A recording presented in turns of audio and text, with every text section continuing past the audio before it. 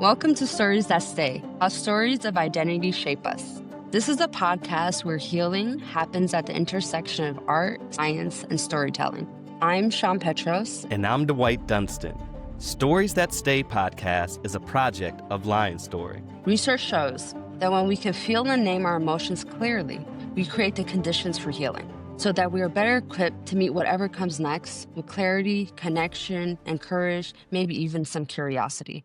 Our guest today is Mona Norfleet. Mona is a human services student, equity advocate, and membership director at her local YMCA, where she cultivates belonging and connection across generations and cultures. With a background in community engagement and inclusive program development, she brings a trauma-informed lens to her work, centering dignity, cultural humility, and lived experience. Mona has led local initiatives focused on racial equity and currently serves as vice chair of philanthropic trust that supports access and opportunity. She's also a proud mother of an adult daughter who is Black, Italian, Puerto Rican, and was raised in a Muslim home. Hi. Hi, Mona. Hi. How are you both? I'm grateful. I'm grateful. We're grateful. I Yeah. am too. It's something I practice daily, gratitude. So definitely feeling that this morning. Thank you guys for having me. Mona, at this point, everyone, particularly our guests, but everyone listening, wherever you are, let's prepare ourselves for the feelings, emotions, truths that will emerge. We want to take a moment to settle in together. Wherever you are, walking, driving, resting, moving, we invite you to take a few breaths just for you. And continue to inhale and exhale for the next 45 seconds with an audio reprieve.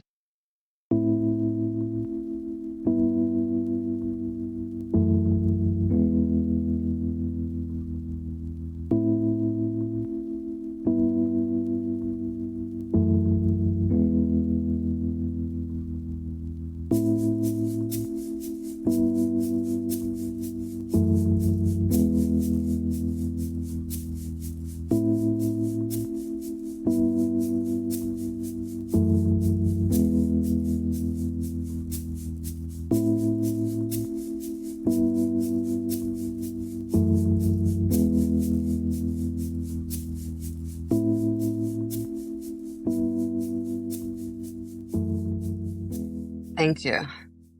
How are you arriving today? Some gratitude? What else are you bringing? I'm a little nervous. Just the process. That's, par for the course, I think. But I feel good. I feel very good. Feel good in life. Feel good where I am. And I just feel good this morning. So just happy to be here. Amazing. But you'll see that we'll ask you this question in the beginning and the end. That Okay. nervousness, can you scale it for me? Is it around like, the sharing of the story and this process? I sharing of the story for sure, but more the process, like making sure everything is in good place and all that Mm-hmm. good stuff, and that you can hear me and that the Yeah. story compelling and You said a little nervous, right? If I put you on a scale of 1 to 10, where would you place yourself? a 3. A 3. Yeah, not too bad. Okay. Chilling. Great. We love it. We love your ability to articulate it. Thank you. Oh, you're welcome.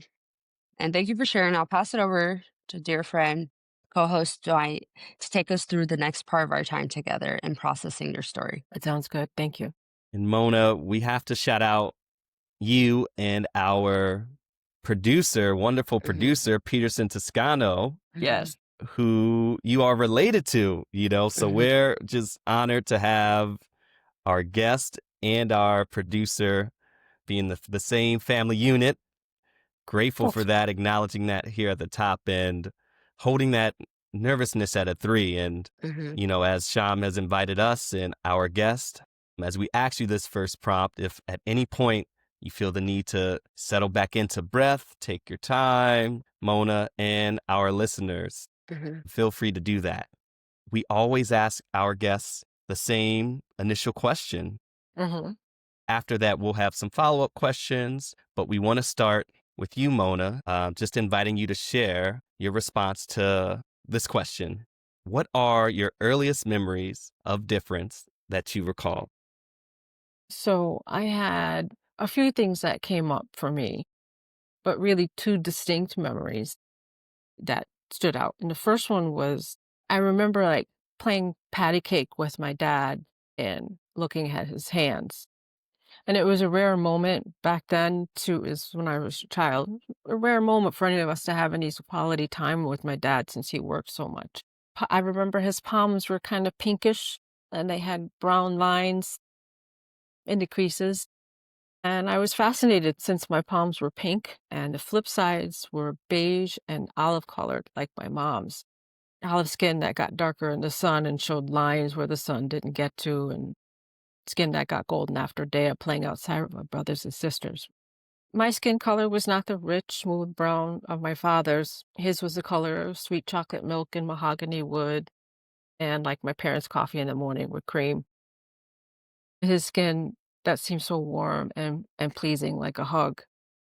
This is a little difficult to recall only because he died when I was 8, and thinking of him is difficult, but it's also just of the joys. It's really lovely to have that memory of his hands and how different they were from mine and, just the loving feelings that go into that memory. The second memory is was a little bit more intense in that I was in 7th grade, and I was in a brand new school for me, and the differences were like night and day. They were stark. No pun intended, black and white, right? Yeah, no, I'm sorry. That was funny. Thank you, Mona. That's okay. Thank you. Just lighten it up a little bit since, I Come on want to. now. Come on now. My previous school was made up of mostly black students with a few mixed race kids and two, that was it, two white kids, two white boys. And that school was in the inner city of Hartford, Connecticut, and it was poor. Mhm. And I attended to until I think I was in 6th grade. But my new school, Watkinson, was also in Hartford city limits, but it was where the similarities ended right there, the city limits. Mhm. So Watkinson had 3 buildings as opposed to like one unfriendly institutional looking building that I was used to. Watkinson had a large converted Victorian home, a building of classrooms with a gymnasium, and a very small A-frame library. I remember that the grounds were immaculate thanks to his full-time groundskeeper. And I also remember that the groundskeeper had one of those very skinny gray dogs. It wasn't a greyhound. I think it was a Weimaraner or Weimaraner. I'm not saying it correctly, but Hmm. yeah.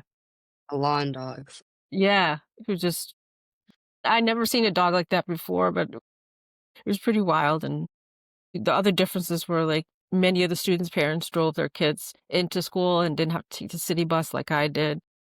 And instead of frozen lunch that was rewarmed and tasteless like I had at my old school, this school had a chef. And he introduced us to things like French cheese, which that was pretty cool. This wasn't the yellow brick of cheese that you'd get, like the government cheese. Mhm. This was good stuff. Some of the students were Jewish. They had different customs and holidays, which were really also foreign to me. It was at the time where bar mitzvahs and bat mitzvahs were taking place as their rite of passage.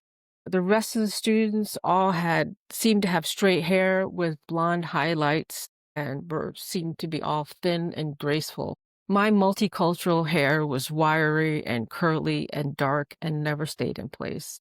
My Mhm. body was fuller and rounder, and it felt ungainly compared to theirs. One of the biggest surprises occurred one day at recess. I remember this pretty clearly. I was chasing this boy that I had a crush on through one of the buildings. I chased him up a stairwell and I stood on the bottom floor to look up at his face, his handsome face, because he was so cute. Mhm. I just remember like looking up and seeing his light brown feathered hair and his blue eyes looking down at the stair through the stairwell at me. I remember he had ski lift tickets hanging from his zipper of his Rosignol ski jacket. I remember all of this. Mhm. He was wearing a light blue button-down shirt and a beige knit tie. He was in our school dress code. We had a dress code at the time. But he looked so good, and I was so smitten. I had Mhm. stars in my eyes, I had butterflies in my stomach, all the regular stuff. And I started to walk up the stairs really slowly. But then I stopped myself. I was thinking, "Wait, there's something wrong with this picture. Why am I chasing him? He should be chasing me." So when I Mhm. had that thought, I stopped and I started to turn away. And right at that moment, when I turned away and started to walk down the stairs, he yelled, "Yo, N-word, where are you going?" And in that moment, it all came crashing down on me like someone had slapped me in my face. I had every indication that I was different, but at that moment, I understood just how different and why. Instantly, at that time, I felt really angry and like I was furious at the boy, but I was furious at the boy and the school, angry with the girls with the perfect hair and the chef with the French cheese and the groundskeeper and the A-frame, all of it. But most of all, I was hurt and I hated myself. It was like the first time I really felt embarrassed or ashamed of that blackness. So, as intense as that was, it's one of those memories where I really recall just being very different from the people around me. Mhm.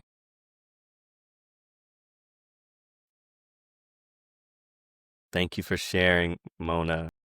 Yes. A lot of Mhm. richness, a lot of vividness, a lot of details, but also heartbreak, right? Anger. Yeah, anger, rage, disconnection, Mm, othering, hate. Anger. yeah. Yeah.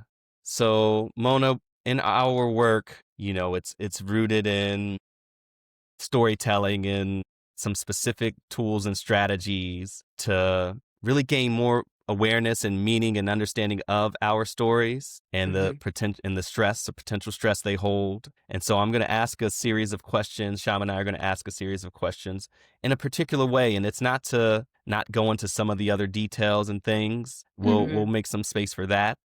But just if it feels weird for you or our listeners as you're listening, if it feels strange that we're asking these in a way, there's 30 years of research behind this practice. I appreciate Mhm. that. Great. And so powerful stories, both of those. As you reflect on the experience of now having shared them, or maybe a moment as you were sharing them, you might have noticed feelings coming up, just any feelings or emotions around the stories that you shared. Yes, I mean, I feel I feel like I was back there in that moment feeling angry. Like I could feel, my anxiety lifting. That cool sense that I had before, it kind of got washed away just in recalling that particular time. Just missing my dad and also having that really, terrible memory for a young woman, young person Mhm. to have just resonates at a higher frequency that's not so great. I appreciate, I honor it. It's there. It's Mm-hmm. something I've had a chance to think about a lot over the years, work on. Mhm. Mm-hmm. So I heard anger. Is it fair to say that sadness and appreciation also were the Yes. feelings? Mm-hmm. Any other emotions just in the retelling? Oddly enough, I'll tell you what I'm not feeling. Like, I don't feel remorse. I don't Yeah. feel, I don't feel embarrassed about telling this story or anything of that nature. I guess I feel fairly, for lack of a better word, proud. Mm-hmm. So, Mhm. Yeah. yeah, yeah, Yeah. And so good to notice the feelings you do feel and don't feel, right? Just that right. Mhm. awareness Mm. is in our world we say is a skill, a big It is. skill. Good, good. So you have anger, sadness, appreciation, and you feel proud. And if you had to scale those on a scale from 1 to 10, 1 being like, it's a little bit there, it just like nudged me a little bit, to 10 like it's overwhelming, all consuming in every part of my being right now, where would you scale 1 or all of those feelings? I would say an 8. Yeah, 8 or 9. That's how I feel right now. And is that is all 4 of those: anger, sadness, appreciation, The pride? more the more intense feelings, the anger, sad, Those things I feel pretty strongly up there on the scale. And I think the appreciation just in the nature of that and the pride feels lower, just there for sure, stronger than normal. But these other feelings of the anger and the hatred, those things I feel intensely, right now. Yeah. They'll go away. And you Yeah. guys will help me too, I know. Yeah, we that's Oh, one of our mhm, hopes, we Yeah. mhm, we don't make any mhm, promises how the feeling would move, but we'll certainly be with you in it and bring Yeah. some awareness to it. Mm. Is to ask you to locate where these feelings somatically, physiologically, These feelings definitely are showing up like right here in my chest. I know you can't, the listeners can't see it, but yeah, right in the deep part. And I also have learned through the years that just locating it somatically in and of itself has been helpful to me, but then also to place a hand in that area where I feel the tightness is has been really functional and good for me because it just helps to soothe me, know that I'm present and here with you guys and I'm mhm. not that 12-year-old girl anymore. So that's really where I feel it. I'm just curious if the gratitude, if the pride are also in that space place too, or if you notice anywhere else there in That's a your good body. question. I'm familiar with the uncomfortable feelings coming to the chest area, but I don't know where the pride and appreciation where that settles in me. That's a good question. I don't know the answer to that. Yeah. That's okay. Yep. Yep. And good to just notice the I don't know Mhm, too, right? It is. And the last question I'll ask in this more formal way, and you're doing such a beautiful job of noticing and being aware and bringing us into your experience of your stories. Thank you. But the last question I'll ask and then invite Shamm in to do some further processing is often in our stories, we want to make a little bit more space because you've done this in many ways already, but we invite our folks as they're practicing these skills, building awareness around their stories, to just name any other images that come to mind as you tell the story, or any self-talk, things that as you were either telling the story in the present day or things you were saying to yourself back when these experiences happened, just any images or self-talk coming to mind. Sure, sure. So in the first story, my thought or the images that came up when I was thinking about my dad and stuff is ironic because he was not a touchy-feely guy. This was the 70s. He was a black man from the South. He was very, stern. But the image that came up for me was kind of being able to cuddle, for last word of words, in his arms. I mean, he was kind of imposing, and I was little, so it was nice to be able to get on in there. And that is what image arises when I talk about the hands. And what's funny is what comes to mind, the image that comes to mind when I'm talking about the young man is just like how I just knew I had it going on. I thought mhm, I was uh-huh, it and I was chasing and I was so the self-talk there was at first very positive because I was thinking, "Oh, I got this." mhm, But, Hmm. that quickly changed when he said what he had to say, and to me thinking just the absolute opposite, like, "Damn, I don't have this." And he's mm, thinking of me in this other way, and so the self-talk, changed quite a bit to saying, like, "Get out of there. Hmm. Just save yourself while you still can." Hmm. Yeah. Thank you for that sharing. I want to bring Sham in to do some further processing. But for you, Mona, and for our listeners, remember anytime you need to take a breath as you're mhm. sharing or listening, please do so. Will do. Thank you. Oof. I took a few breaths and I was also placing my hand on my chest as you shared and as I felt. And I hope others could do the same wherever, if they need it. Maybe it's their belly or their hands. And yeah, I had to close my eyes even at points when you shared, Mona, because it was so vivid, you know, Yeah. and is rich in detail. And the self-talk too, prominent. That, wait, something's wrong with this image. He should be chasing me. And then the stark reality that followed. And in our process as well, like, I am wondering, as illuminating as the story is, all the details, was there what happened after? Was there the others here? Was it just because it feels like it was just the two of you all in the staircase, right? Correct. We were alone So in the story. yeah, was there a witness? Was there what happened post this experience for you? What was your reaction or So response? my response was, I mean, I was nonplussed. Obviously, I'd heard that word before. I knew precisely what it was, but it's just never been directed at me. So I walked away feeling like I did, like I said, angry, etc. But you know what? I didn't have the wherewithal to tell anybody. Mm, I had never told anyone. Wow. I just, I did not feel like anyone around me, considering where I was, could understand. So I instantly felt like, excuse me, I instantly felt alone. I remember walking back to my locker and just like being sort of quiet and not wanting to talk to people, which was so starkly different from how I was. I was very Mm, bubbly and not at mm, that moment. Yeah. yeah. Oof. mm. Is there another feeling associated with that, apart from the feelings you described earlier, from the anger, or appreciation, or sadness, or maybe does it impact the range or the scale of those feelings? Well, you said, was there another feeling? It was the first time I think I felt shame about being Black, Mm, you know, and that was so unusual for me.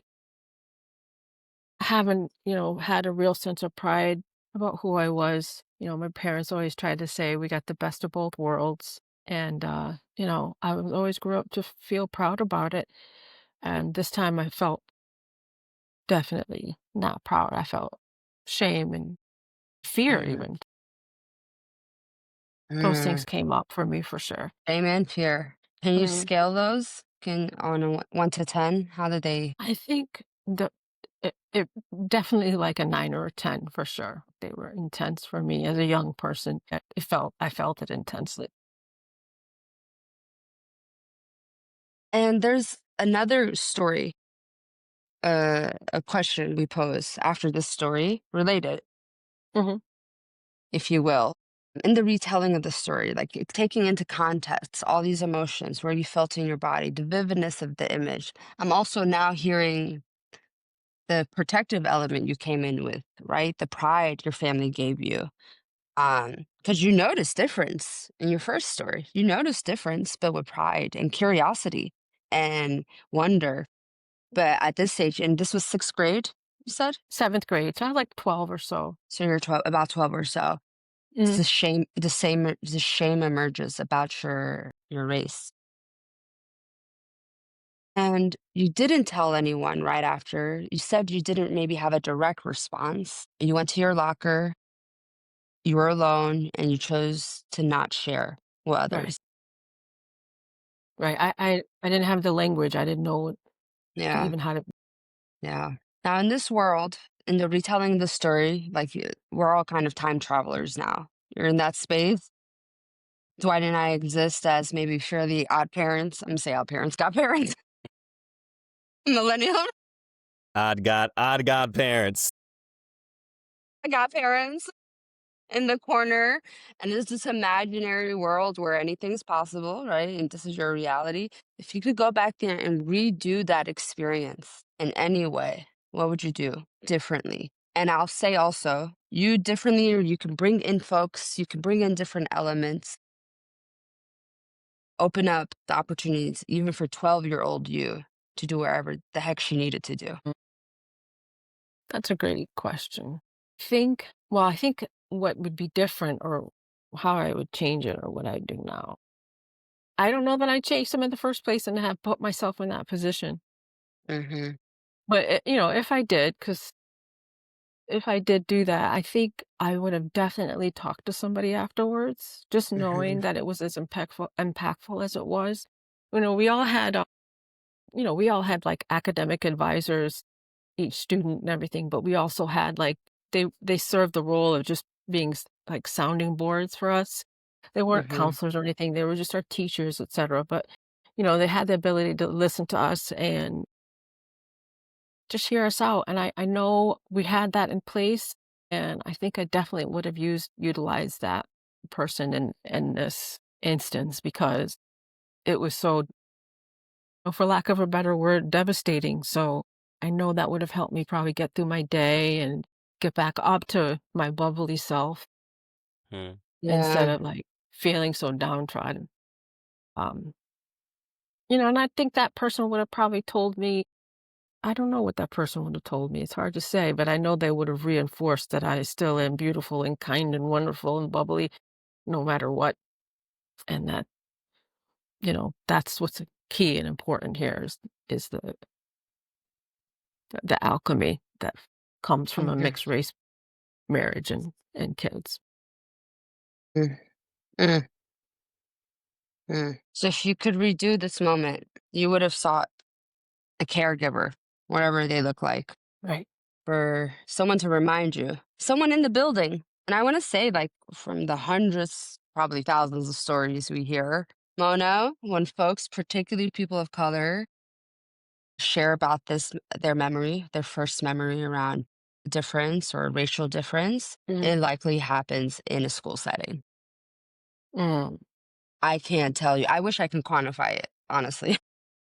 And it's quite young, and people of color experiencing their memories at age 4, 5, 6. And we work a lot with academic settings, right? There's so many actors, so many ecosystems intermerging with one another, and mm, just so much socialization going on.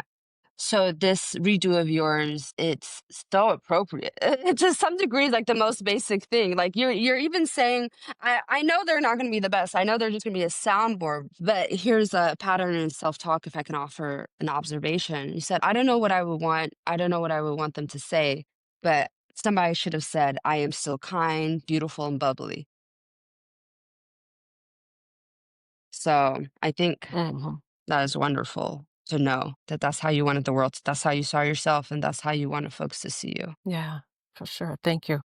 Oh, Hmm. and the story, so many stories. And when we do this work, people work on this story over and over and over again. I mean, Mhm. Dr. Stevenson, who leads this research, has probably told his first story over and over. I can't even over the last 30 years.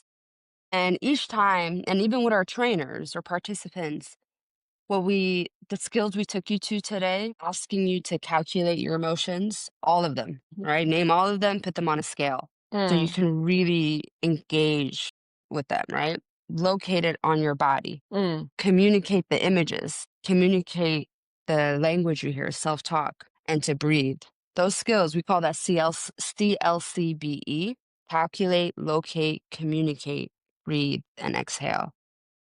Well, we always say practice, practice, practice. There's no perfect here. There's no experts here, right?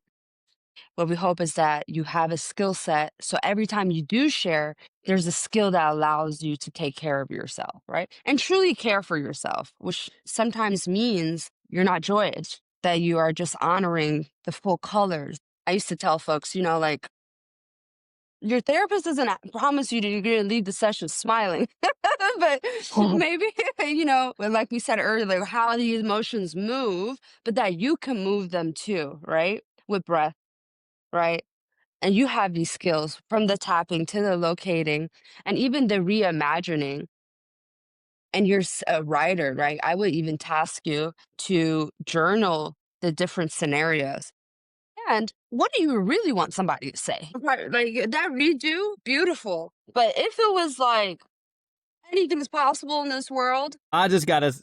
I'm like, right. Maybe he would have did something different, but I'm like, what would Black Dad have done if he came up there? What would have my oh White Mom have done if she came up there? You said you got siblings. What would they have done when they came up? You know what I mean? I'm just like, my God, hysterical. Let me tell you, I can hear it in my head because my mom, this was even more stark of a difference between my parents, is that my mom was from the Bronx and had a Bronx accent. hmm My hmm dad was from Alabama and had a oh, wow. Southern accent. So I can hear my mother just going off on this kid, or my dad, who wouldn't say too much, but I could just feel the energy from what he could have said. My mom, Mm, yeah, that would have been terrible. He would have been in trouble. mm. I would have loved to know what your mom would have said. I could tell you, she'd be like, Tell me. "What are you Tell thinking? What are you us. thinking, kid? She's just a little girl, just like what?" I could just hear her. She's It's just, good. yeah, you know. And my dad just, he wouldn't have had it one bit. Damn this kid! I can see him. Come on over here. I could just Mhm, see him not mhm, wanting to handle him. Yeah. Yeah, that's a beautiful. Just thinking about that, and I don't know if you noticed, but like you had this smile. You were kind of like, oh boy, like a little embarrassed, but there was also like, what's happening right now for you? Just what's the emotion right now as you think about your mhm, parents stepping in? Oh, I feel like so relieved just thinking Relieved. about it. Yeah, relieved, and it's funny because yeah, there would been a little bit of embarrassment, but just like, yeah, tell that boy, mhm, Uh huh. go get him. mhm, Uh huh. Relieved at mhm, Put her okay. in At your a what scale? Scale that relief. Scale that relief. That's, feels so good. Feels literally like it's like a 10, like just to Wow. be there to take care of me and protect me and say to this kid, like, you have problems and I Yeah. want to talk to your parents and Yeah. however else, Yes. they would have handled it as a parent.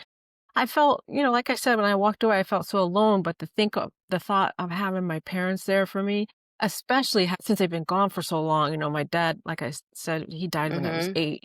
Eight. Right. Just the thought of just having him there and, just taking care of me, it just makes me Mhm. feel good. Yeah, Yeah. that's a wonderful thing to have brought out. That's cool. You just smile, but if you had to locate it, that relief, where Well, where did you feel it? I do not feel the tightness in my chest anymore, just at the thought of having my parents there Wow. for me and sticking up for me. I don't feel that same intensity. Yeah, it's amazing. It just sort of dissolved. Just thinking about them being there as a unit for me and the different ways that they would have, handled it. Mhm, But together as a united front for me, like, it's been a very, very long time since I've had that just because, dad's been gone so long, and actually my mhm, mom died 20 some odd years ago too, so there's a missing of that there and just thinking of them together and, mm. showing up for me is a lovely thing. Thank you for that. Thank you. Mm, Thank you for sharing them with us and with our Mhm, listeners. mhm, Maybe as you're listening, you might think of an early moment in your own lives, right? And who are some of those grown-ups, those folks that you know love you, have instilled in mhm. you a love for yourself and who you are. Bring them back with you in these moments. What would that feel like? Just notice what it would be like to bring these loved ones, these caregivers back with you. that's powerful for me, thank you. That just I don't cry, I'm not a crier, but Yes, I feel like I could, right now, just that was a gift. Thank you. thank you, Mona. And, the gift, you could carry it out here, right? Like, this is how adults play storytelling. So maybe it's Mm, calling someone in your life and recounting. mm, As you did, my mama would have did this. My papa, what's in your practice to journal, a voice note, or maybe just sitting down and imagining it and laughing to yourself and crying, or in right. your favorite corner of the home. The power of imagining what could have happened and bringing folks into that space. You always have that. You could take that with you. And as you do that, like we did too, see how the feelings change, your body. You said dissolve. So I'm like, where in your body did it dissolve? There's this Mm. constant noticing and resharing you could do with yourself. Thank you. It's a gift on many levels. And we want to ask a couple of questions to all our guests just to close out when you know already. What's your stress level now after sharing the story? My stress level, I guess now that I've recalled my parents stepping in for me, I guess it's much more diminished. So I could say it back down to about a 2. Yeah. Yeah, that's significant for me. This scaling thing I'm not unfamiliar with. I've worked Mm-hmm. with my own therapist. Mm-hmm. she has done that for me before, but I'd have to say even with the tapping and those kinds of things, that significant of a change is unusual for me. I have to thank you guys for that. That's, Yeah. nice. Yeah. Thank you. Mm. And it's a toolkit, it's a tool belt, whatever, or it's a magic purse, whatever you want to call it, right? So maybe it's Right. all of these things as you need it. And maybe it's like, you see something that reminds you of a memory that was upsetting, and you're like, oh, I'm pissed at it 12, you know? Mm. And maybe it's a quick care. It's yours to play with, honestly. I do like the word play for us a lot to regulate and calibrate, right? Sometimes these moments, these memories, these encounters feel insurmountable. Can we look at them as the pieces? Right. And for you, something you could walk away with as well. For this memory, if you could give this story a title, hashtag, headline, what would it be for you? No, that's a good one. I'm not so good with titles. I mean, I can write, but the titles are so hard for me. Let's see. Hashtag haiku. I guess it would be more like teenage angst and first memories of difference, something along that line. Hmm. Mhm. Yeah, something Mhm. like that. When you talked about calling upon your parents or what have you, I do ask my ancestors to follow me and help me throughout my day. But our ancestors can seem so distant, thinking of like who they are. But when I think about my parents in there and ask them to help me, that's much more impactful. And I've noticed that today. Thank you guys for that. It feels tangible. Yeah, it Mm. definitely feels Yeah. tangible. So close to Yeah. me. Yeah. Yeah. Mm. Thank you And, guys. Wow. if you write, don't hold back nothing. You ain't got to show anybody. All right. That's right. That's right. You could do whatever you want in that world. Mhm. Okay. And then Mhm. even dispose of it as you wish. Don't limit your own reimagining or your own healing in a way. Thank you, Mona. Thank you, Thank you Mona. guys. Thank Appreciate you you. so much for your courageous, generous storytelling and Yeah. for just allowing us and our listeners to walk alongside you in those experiences and sharing them with us, sharing family with us.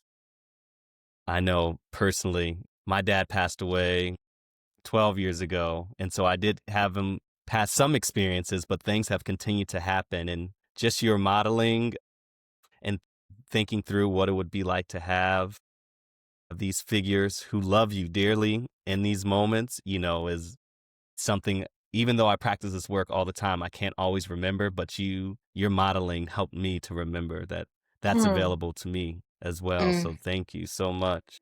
no problem. It's my pleasure. Absolutely.